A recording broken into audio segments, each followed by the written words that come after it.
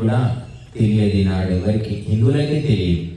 ఇంకా విచిత్రం ఏమిటంటే వేదాలు తెలియదు, భగవద్గీత మా ధర్మ గ్రంథం అంటున్నారు. ఎందుకంటే ఇంకా సూర్యుడు లేనప్పుడు దీపం పెట్టుకొని ఇదే సూర్యుడు అనుకుంటారు. అలాగా వేద సూర్యుడిని మర్చిపోయినందుకు భగవద్గీతనే ధర్మగ్రంథం అని చెప్పుకుంటున్నారు. కానీ అది వేదాల ముందు ఒక చిన్న దీపం లాంటిది. కానీ ఆ దీపం కూడా లేని కుటుంబాలు ఎన్నో ఉన్నాయి. ఎంతో మంది ఇళ్లలో ఆ భగవద్గీత కూడా లేదు. వేదాల సంగతి చెప్పడానికి వీలే లేదు.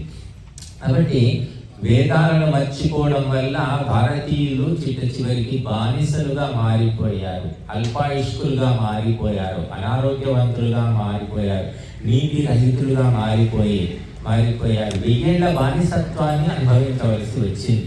కాబట్టి ఆ వేదాలను మనము మళ్లించుకుని అందరం కలిసి వాటితో ఆహుతులు ఇచ్చి వేద ప్రచారాన్ని మనం చేసుకోవాల్సిన అవసరం ఉంది. వేదము ద్వారానే విశ్వశాంతి, ఆత్మశాంతి సాధ్యమవుతుంది. వేదాలను పక్కన పెట్టినందుకు ఆత్మశాంతి లేదు, కుటుంబ శాంతి లేదు, సమాజ శాంతి లేదు, విశ్వశాంతి అసలే లేదు. కాబట్టి ప్రపంచాన్ని మనం ఉద్ధరించాలి అంటే ఇల్లు వాకిలి వదిలి ఎక్కడికో పోవాల్సిన పని లేదు. వేదాలను చదువుకోవాలి, వేదాలు చెప్పిన కర్మ అగ్నిహోత్రం చేసుకోవాలి. అంతటితోటి మనం ఎంతో గొప్ప కార్యాన్ని సాధించినట్లే. దానికి అడవికి పోవాల్సిన పని లేదు. కాబట్టి ఈరోజు మొట్టమొదటి రోజు యజుర్వేద పారాయణ యజ్ఞంలో మనము 1వ అధ్యాయము 2 అధ్యాయాలు చదువుతాము. ఉదయము 2 అధ్యాయాల్లో కలిపి 65 మంత్రాలు ఉన్నాయి. మళ్ళీ సాయంకాలం 2 అధ్యాయాలు. ఒకసారి అందరు చెప్పండి. వేదము సమస్త సత్య విద్యల గ్రంథము. వేదమును చదువుట, చదివించుట, వినుట, వినిపించుట మానవులందరికీ పరమ కర్తవ్యము.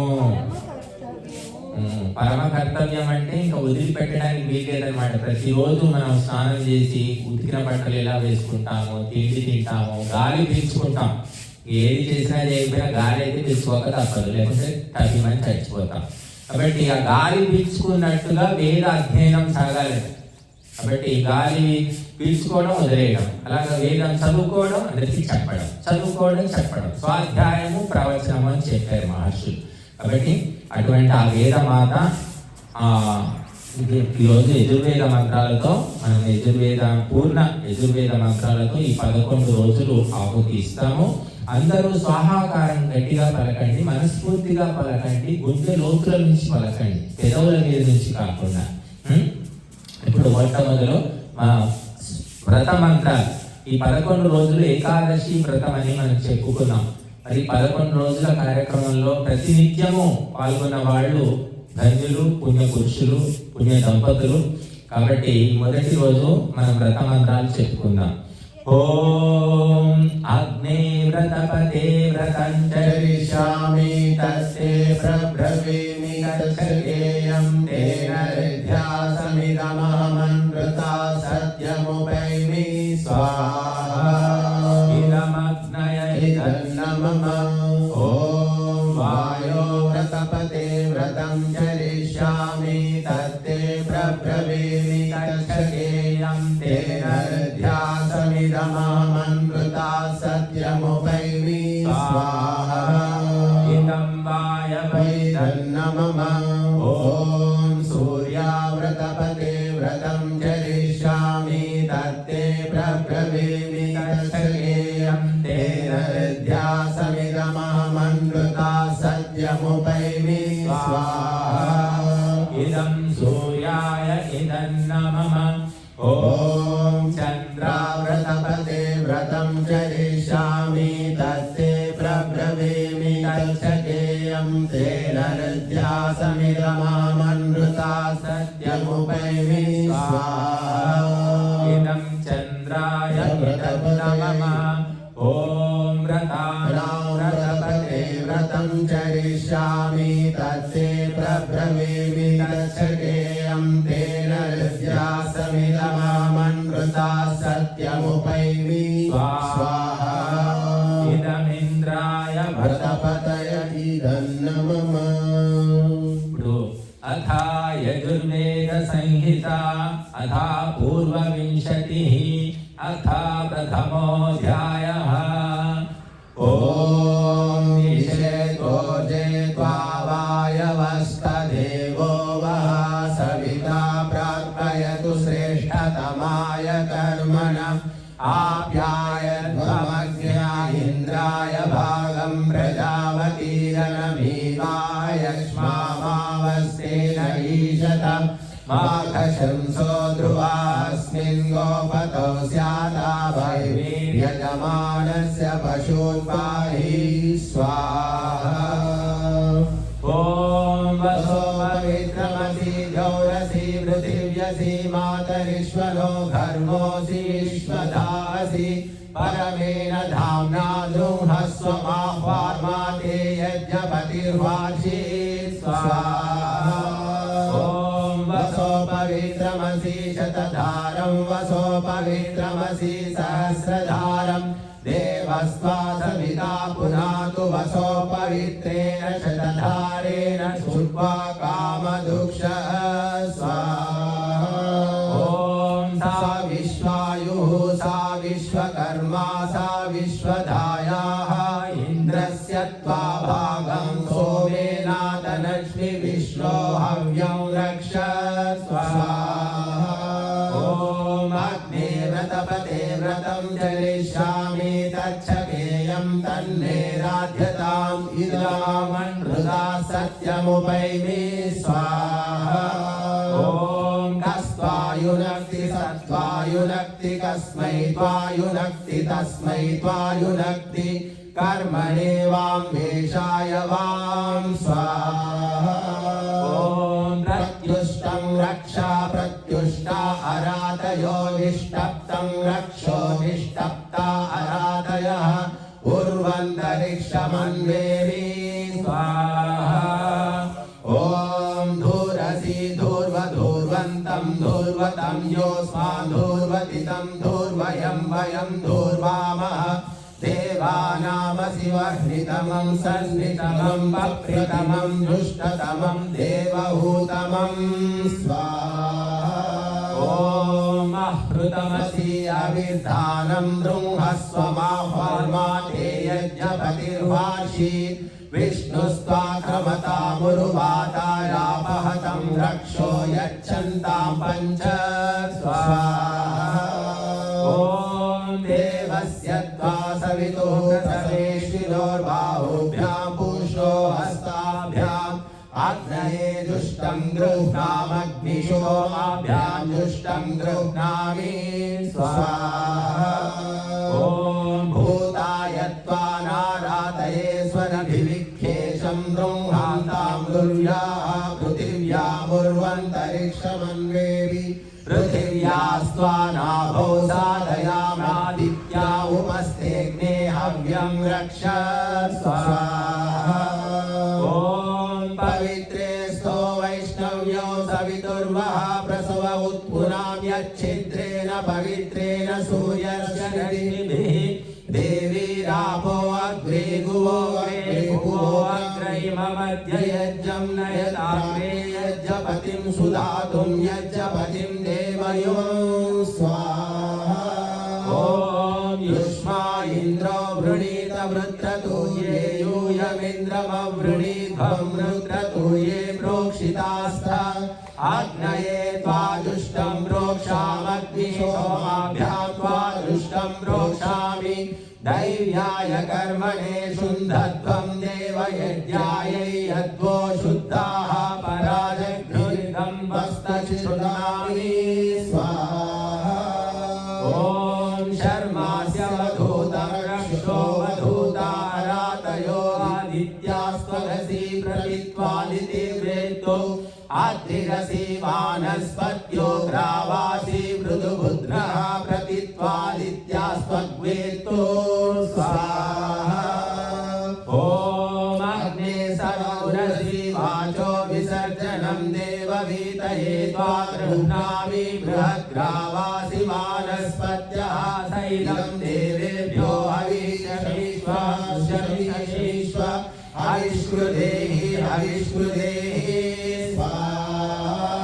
ॐ कुक्कुटोऽसि मधुजिह्वायि समुद्रमावदात्वया वयं वयं संघात संघातं ज्येष्मा वर्षवृद्धमसि प्रतित्वा वर्षवृद्धं वेत्तु पराभूतं रक्षः पराभूताराधयोपहतं रक्षो वायुर्वो विविनक्तु देवो वः सविता हिरण्यपाणिः प्रतिगृह्णात्वच्छिद्रेण पाणिना स्वाहा ॐ दृष्टिरस्य वाग्ने अग्निमामारं जहि निष्क्रव्यादं सेधारेव यजं वः ध्रुवमसि पृथिवीन्द्रुंहा ब्रह्मवनित्वा क्षत्रवनि सजातवन्युपदधामि भ्रातृव्यस्य वधाय स्वाहा ॐ अग्ने ब्रह्म गृह्णीष्वाधरुणमस्यन्तरिक्षं द्रुंहा ब्रह्मवनित्वा क्षत्रवनि सजातवन्युपदधामि भ्रातृव्यस्य वधाय क्षत्रमसि दिवं द्रुंहा ब्रह्मवनित्वा क्षत्रवनि सजातवन्युपदधामि भ्रातृव्यस्य वधाय विश्वाभ्यस्पाशाभ्यामुपदधामि चितस्त्वोत्थितो भृगूणामङ्गिरसां तपसा तप्यध्वं स्वाहा ॐ शर्मास्य वधूतं रक्षो वधूता अरातयो दित्यास्त्वगसि प्रतित्वादितिर्वेत्तु दिशनासि पर्वती प्रतित्वादित्यास्त्वग्वेत्तु दिवः सम्भरीरसि दिशनासि पार्वतेयी प्रतित्वा पर्वतीरेतु स्वाहा ॐ धान्यमसि धिनुहि देवान् प्राणाय त्वोदानाय त्वावानाय त्वा दीर्घामनो प्रसिमायुषे धाम देवो वः सविता हिरण्यपाणिः प्रतिगृह्णात्वच्छिद्रेण पाणिना चक्षुषे त्वामहीनां पयोसि स्वाहा ॐ బాబు ఏం చేస్తున్నారు?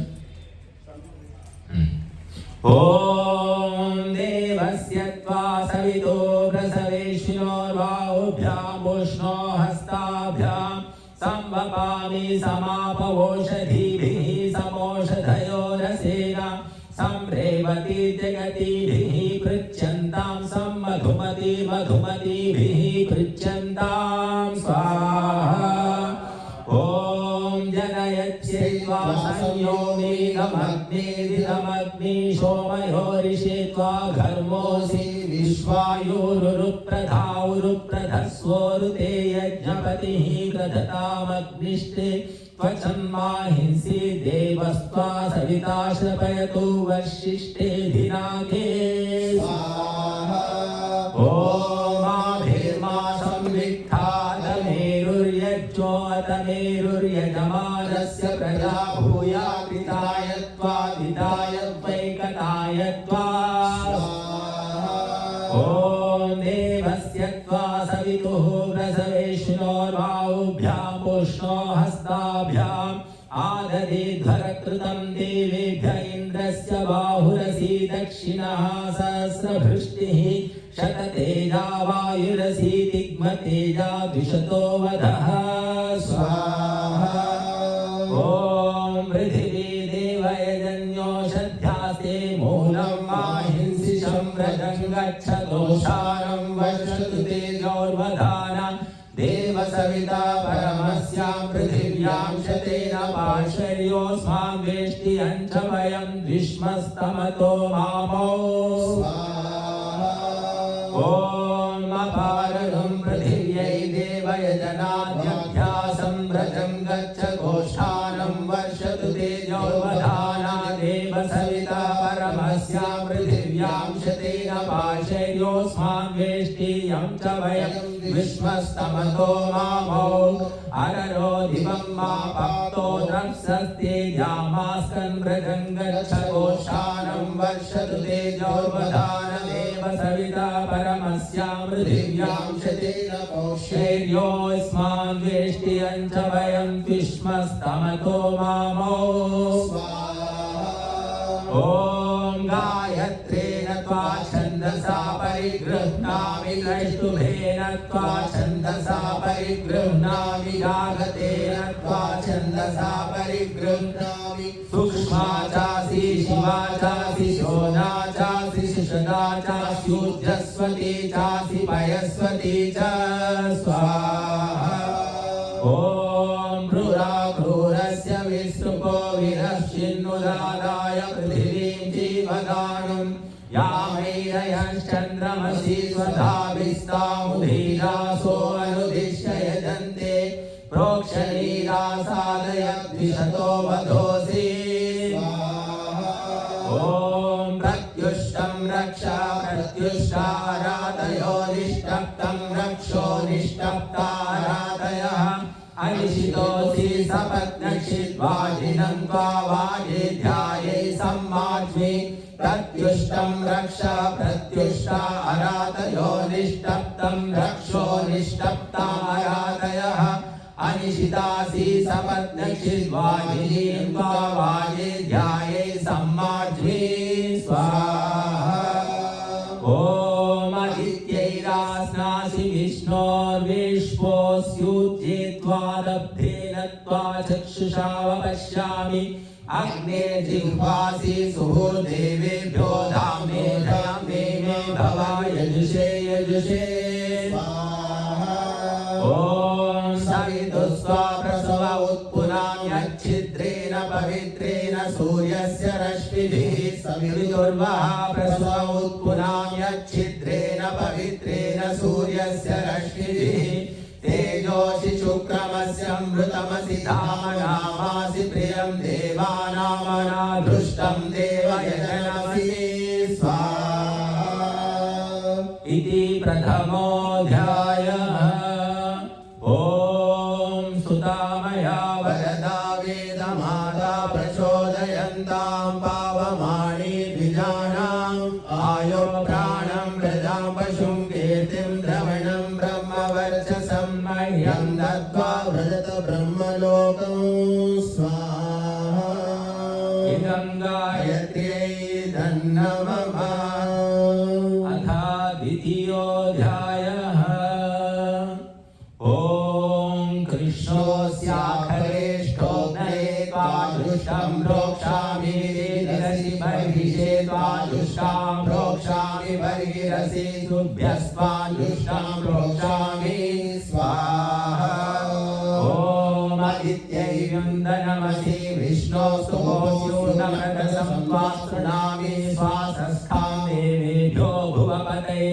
स्वाहा भुवनपतये स्वाहा भूतानां पतये स्वाहा ॐ गन्धर्वस्त्वा विश्वावसुवनिदधातु विश्वस्यारिष्टे यजमानस्य परिधिरस्य अग्निरिडीडितः इन्द्रस्य बाहुरसि दक्षिणो विश्वस्यारिष्टे यजमानस्य परिधिरस्य अग्निरिडीडितः मित्रावर्णो गोत्रतः परिधत्ता ध्रुवेण धर्मणा विश्वस्यारिष्टे यजमानस्य परिधिरस्य अग्निरिडीडितः स्वाहा ॐ वीतिहोत्रं त्वा कवेजुमन्तं समिधीमहि अग्ने बृहन्तमध्वरे स्वाहा ॐ सविदसि सूर्यस्त्वा पुरस्तात् पातु कस्याश्चितभिषस्त्यै सवितुर्बाहुस्तवूर्णमृतसं त्वा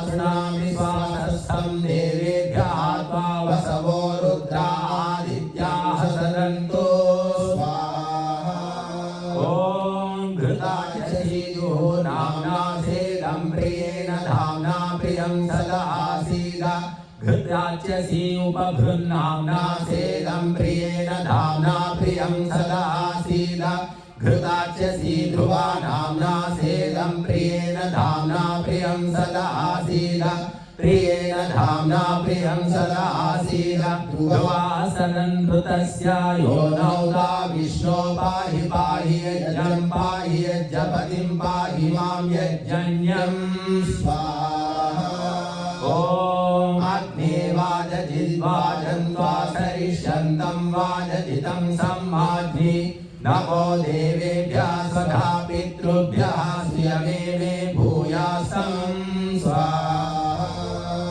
ॐ अस्कन्नमद्यदेवेभ्याजं सम्भ्रिया समभ्रिया विश्वो मात्वा वक्रमिशं वसुमतीमग्ने ते छायामुपस्तेषं विष्णो सानमसीत इन्द्रो वीर्यमकृणो दूर्धोद्वर आस्तात् स्वाहा ॐ अग्नेर्होत्रं वेदोद्यमवतां वा पृथिवी अवत्वं या वा पृथिवी सृष्टकृद्देवेभ्य इन्द्र आद्येन हविषा भूस्वाहा संज्योतिषा ज्योतिः स्वाहा ॐ मयीद इन्द्र इन्द्रियं ददात्वस्मानायो भगवान् अस्माकं सत्त्वाशिषः सत्यानः सत्त्वाशिषौ उपभूता पृथिवी मातोपमा पृथिवी माता पयसामग्निराग्निद्रा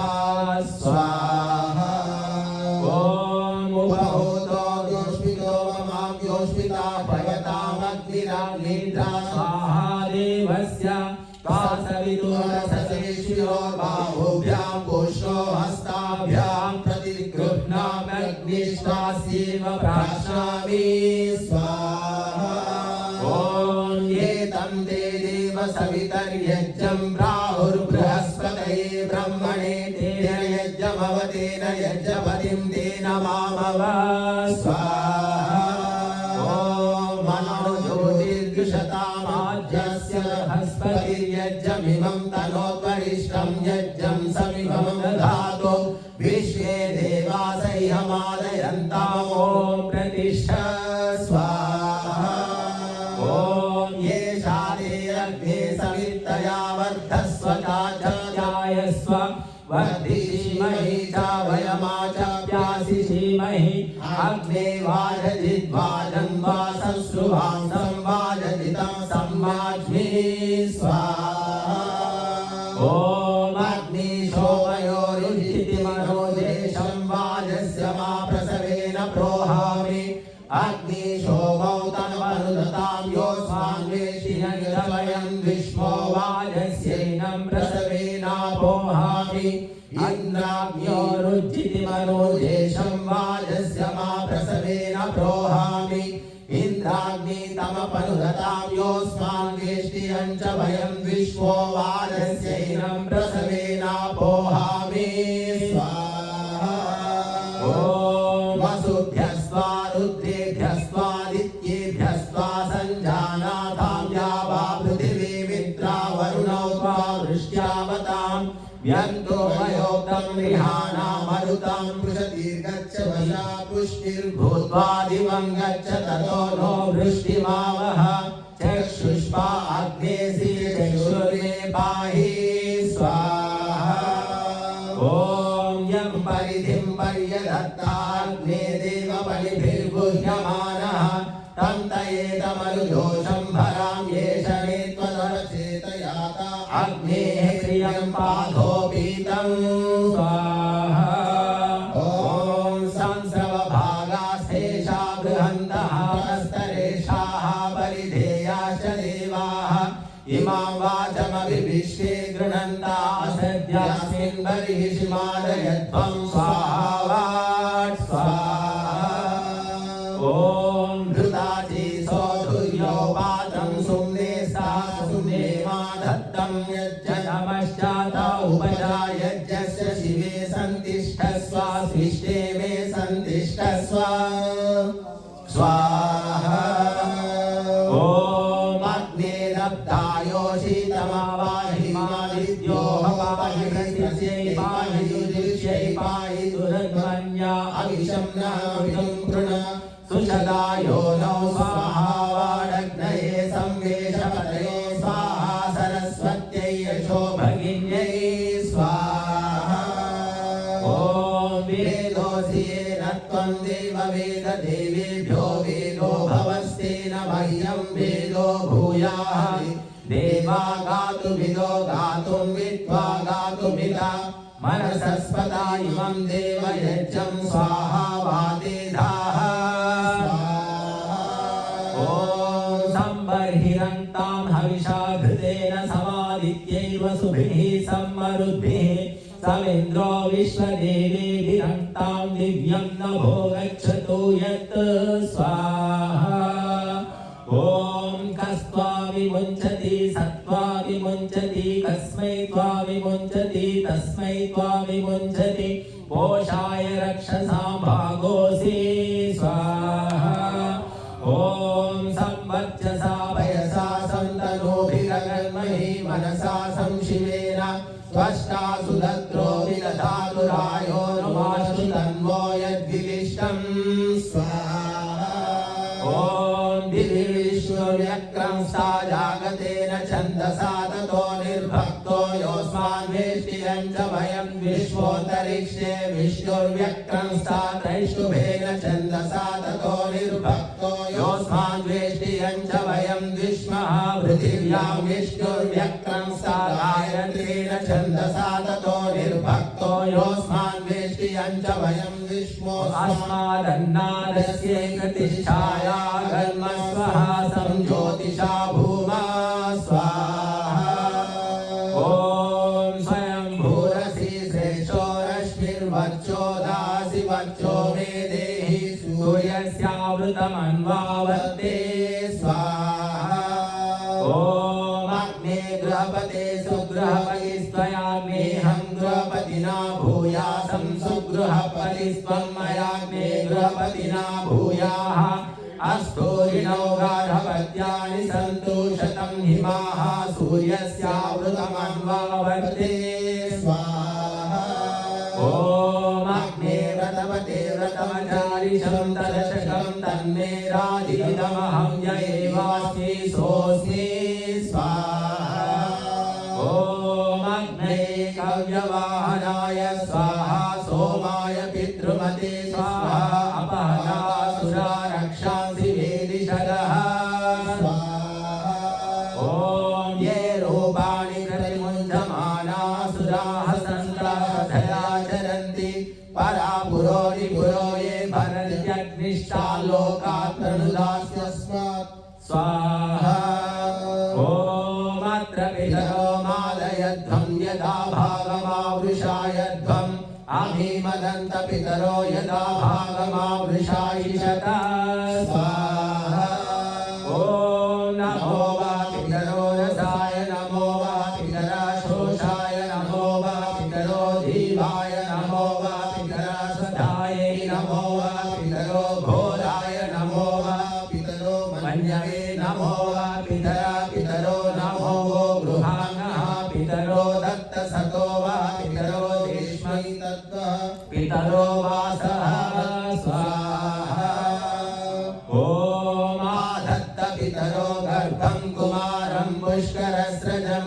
यदेह पूरुषोऽस स्वाहा ॐ ऊर्जं वहन्तीरमृतं घृतं पया कीलालं परिसृतं स्वधाष्टादर्पयत मे पितॄन् स्वाहा इति द्वितीयोऽध्यायः ॐ सुतामया वरदा वेदमाता प्रचोदयन्तां भावमानी द्विजानाम् आयो प्राणं प्रजां पशुं कीर्तिं द्रविणं ब्रह्मवर्चसं मह्यं दत्त्वा व्रजत ब्रह्मलोकं स्वाहा इदं गायत्र्यै धन्नमः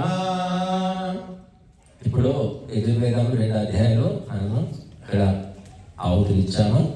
ఇప్పుడు 53 సార్లు గాయత్రి మంత్రంతో తర్వాత 53 సార్లు మృత్యుంజయ మంత్రంతో ఆహుతిస్తాం.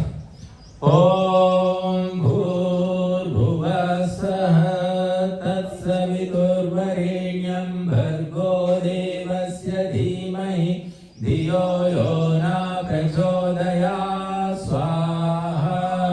ఓం భూర్భువస్సః తత్సవితుర్వరేణ్యం భర్గో దేవస్య ధీమహి ధియో యో న ప్రచోదయాత్ స్వాహా.